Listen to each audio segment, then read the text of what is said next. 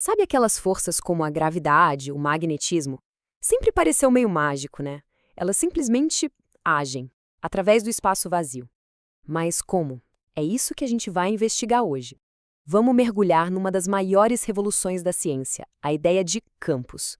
E vamos ver como um cara chamado James Clerk Maxwell usou essa ideia para juntar eletricidade, magnetismo e até a luz numa coisa só.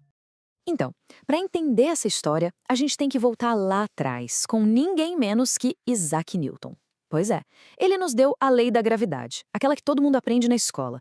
Mas o engraçado é que ele mesmo admitia que não fazia ideia de como ela funcionava. Pensa só, como é que a Terra sabe que o Sol está ali puxando ela? E essa conversa entre os dois acontece instantaneamente, através de milhões de quilômetros de nada? Essa ideia, que ficou conhecida como ação à distância, para o próprio Newton era um grande absurdo. Ele sabia que faltava alguma coisa na história.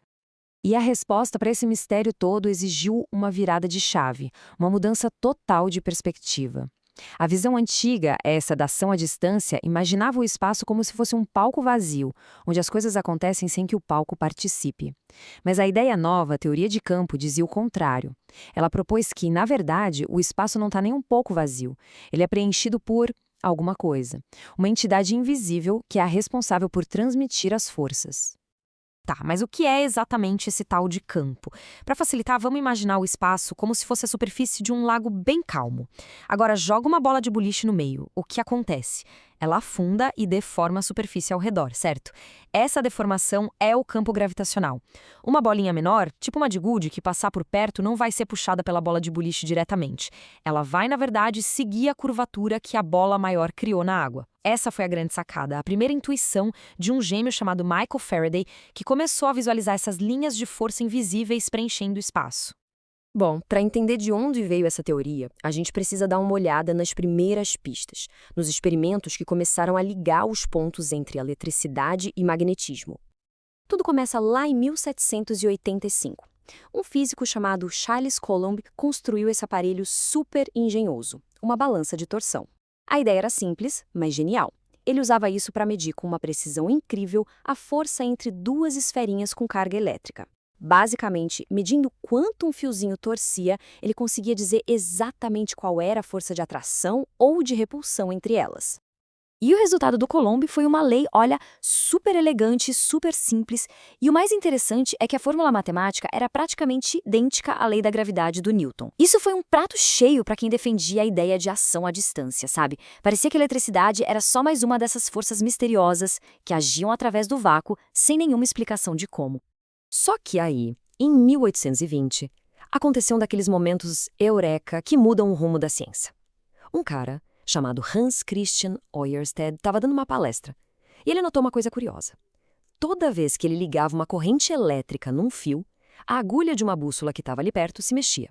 E não se mexia de qualquer jeito. A agulha ficava sempre perpendicular ao fio, como se estivesse desenhando círculos ao redor dele. A conclusão disso foi, uau, revolucionária. Pela primeira vez na história, alguém tinha provado uma conexão direta entre eletricidade e magnetismo.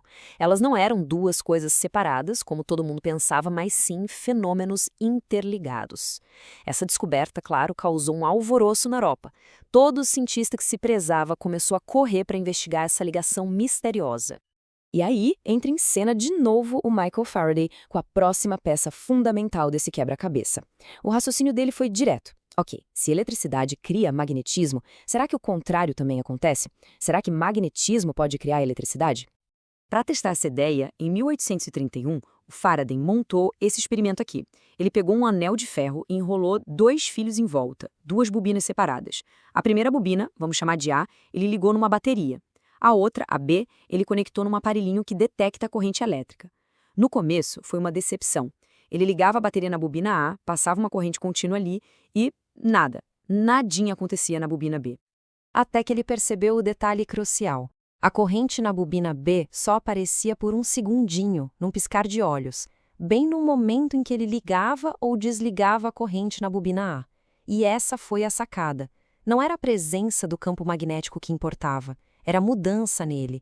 Um campo magnético que aumenta ou diminui é que gera uma corrente elétrica. De repente, o tempo, a mudança, a variação, tudo isso entrou na jogada. E isso aqui mostra o quão genial o Faraday era. Ele não tinha uma formação matemática sofisticada, então ele não pensava em equações. Ele pensava em imagens, em linhas de força que se esticavam e encolhiam no espaço. Como o próprio Einstein disse uma vez, foi essa intuição puramente física, sem se prender a fórmulas, que permitiu que ele chegasse nesse conceito revolucionário de campo. E agora o palco está pronto para o nosso personagem principal, James Clerk Maxwell. Ele era o oposto do Faraday, um gênio da matemática. Mas ele olhou para as ideias do Faraday e viu uma beleza, uma intuição física incrível. E o objetivo dele se tornou traduzir toda essa intuição visual em uma teoria matemática. Uma teoria completa e à prova de balas. Para fazer isso, Maxwell usou umas ferramentas matemáticas novas na época para descrever o comportamento daquelas linhas de força. Pense assim, a divergência é como uma fonte. As linhas do campo elétrico brotam das cargas positivas e desagam nas negativas. Já o rotacional é tipo um redemoinho. As linhas do campo magnético ficam girando, circulando em volta de uma corrente elétrica. Usando essa nova linguagem matemática, ele conseguiu pegar todas aquelas descobertas experimentais, a de Coulomb, a de Ørsted, a de Faraday, e juntar tudo em apenas 4 equações. 4 equações lindas e concisas que descreviam tudo o que se sabia sobre eletricidade e magnetismo. Mas Maxwell olhou para elas e sentiu que faltava alguma coisa. A última equação, a lei de Ampère, parecia assimétrica, incompleta para ele. E aqui vem o pulo do gato de Maxwell, a sacada genial. Ele pensou, peraí, a natureza adora uma simetria.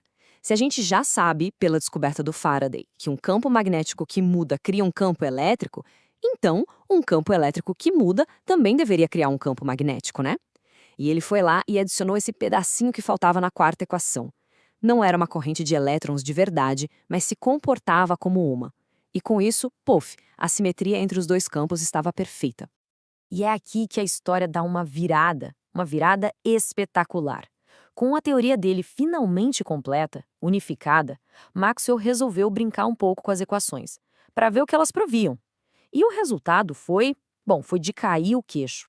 As equações dele mostraram que se você pegar uma carga elétrica e chacoalhar ela, por exemplo, essa perturbação nos campos elétrico e magnético não ficaria parada. O campo elétrico variando criaria um campo magnético variando, que por sua vez criaria outro campo elétrico variando. E assim por diante, um alimentando o outro, numa dança que se propaga pelo espaço. Em outras palavras, as equações previram a existência de uma onda eletromagnética. Mas não para por aí. As equações não só previram a onda, elas previram a velocidade exata com que essa onda deveria viajar. E o mais maluco é que essa velocidade não era um número tirado do nada. Ela dependia de 2 constantes da natureza, 2 grandezas que já tinham sido medidas em experimentos de laboratório que não tinham nada a ver com ondas, só com eletricidade e magnetismo. Então Maxwell foi lá, pegou esses valores, colocou na equação e calculou a velocidade. Agora, olha só que incrível essa comparação. Na época, a velocidade da luz já era conhecida, já tinha sido medida com uma boa precisão. E o número que o Maxwell achou vindo puramente da teoria dele sobre ímãs e eletricidade era praticamente o mesmo. A velocidade que saiu das equações dele era assustadoramente próxima da velocidade da luz. A coincidência era simplesmente grande demais para ser só uma coincidência. A conclusão era inevitável, e foi uma das unificações mais bonitas da história da ciência. A luz. A luz que a gente vê, as cores do arco-íris, a luz das estrelas, tudo isso era, na verdade, uma onda eletromagnética. Uma perturbação viajando pelos campos elétrico e magnético. Maxwell não só desvendou o mistério da luz, ele deu, sem saber, a base teórica para tudo que a gente usa hoje. Rádio, TV, celular, Wi-Fi, tudo.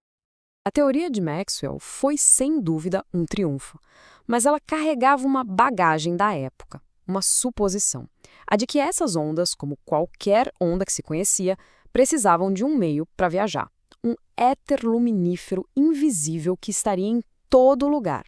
E isso nos deixa com uma última pergunta, um gancho para o futuro. Se esse tal de éter existe, a gente deveria conseguir medir o movimento da Terra passando por ele, certo? O problema é que todos os experimentos feitos para tentar detectar esse vento de éter falharam. Miseravelmente. Essa falha em encontrar o éter jogou a física numa crise profunda. Uma crise que precisou de um outro gênio, um jovem chamado Albert Einstein, para ser resolvida. Mas essa já é outra história.